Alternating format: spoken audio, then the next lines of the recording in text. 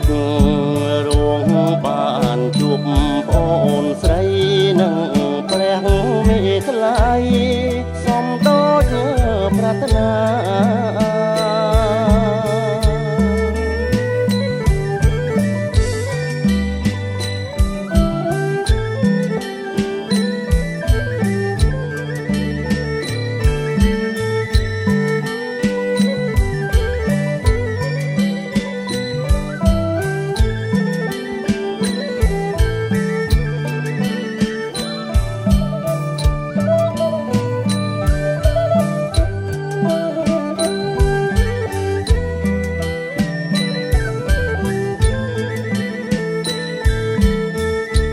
បុត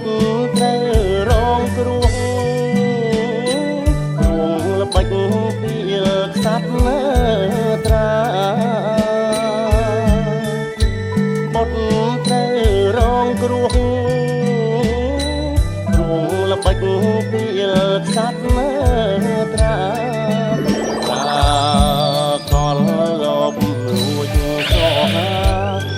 ឲ្យបងសង្ខាក្នុងជ្រោះជ្រៅកុំហុងបៃតាឲ្យបានឹងឆោម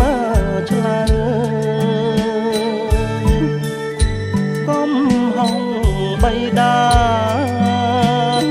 ឲ្យបានឹងឆោម